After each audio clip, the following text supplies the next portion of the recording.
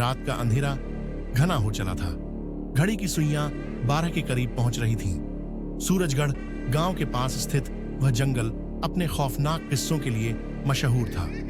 लोग कहते थे कि वहां रात को अजीब अजीब सी आवाजें आती हैं जो किसी आम इंसान को सुनाई नहीं देती, पर जो भी उन्हें सुन लेता वो कभी वापस नहीं आता। अमन, एक युवा पत्रकार, इन कहानियों की सच्चाई जानने के लिए उस जंगल में जाने का फैसला कर चुका था। वह मानता था कि ये सब अंधविश्वास है और उसके जाने से पहले किसी ने इस जगह की सच्चाई का पता नहीं लगाया। उसने अपने कैमरे और रिकॉर्डर को साथ लिया और रात के समय जंगल की ओर चल पड़ा। जंगल का प्रवेश द्वार ही भयावह था।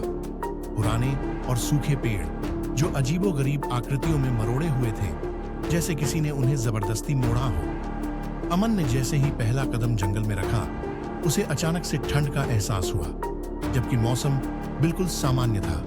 उसने अपने कदमों को और तेज किया।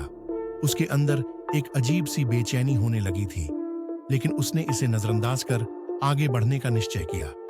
जंगल के बीचों बीच पहुंचते ही अचानक से चारों ओर सन्नाटा छा गया। अमन को अपने ही दिल की धड़कनें सुनाई देने लगी। उसने अपने कैमरे को चालू किया और रिकॉर्डर को ऑन कर दिया। अभी वह कुछ कहने ही वाला था कि अचानक से एक तीव्र चीख की आवाज आई। वह चौंक गया और कैमरे को चारों ओर घुमाने लगा, पर उसे कुछ भी नजर नहीं आया। चीख की आवाज के बाद जंगल में एक अजीब सी सरसराहट होने लगी, जैसे सैकड़ों सांप एक साथ फुफकार रहे हों। अमन ने अपने डर को दबाने की कोशिश की और आवाज की दिशा में आगे बढ़ा। कुछ दूर चलते ही उसे एक छोटी सी झोपड़ी दिखाई दी जो लगभग टूट चुकी थी। उसने झोपड़ी के दरवाजे को हल्के से धक्का दिया और दरवाजा चरमराता हुआ खुल गया। झोपड़ी के अंदर घुप अंधेरा था।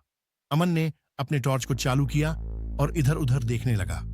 अचानक उसकी टॉर्च की रोशनी एक कोने में रखे लकड़ी के ताबूत पर पड़ी। ताबूत को देख उसकी रीढ़ की हड्डी में एक सिहरन दौड़ गई। ताबूत का ढक्कन आधा खुला हुआ था और अंदर कुछ हलचल सी होती दिखाई दी। अमन ने अपने कदमों को पीछे खींचने की कोशिश की, लेकिन तभी ताबूत का ढक्कन धीरे धीरे पूरा खुल गया।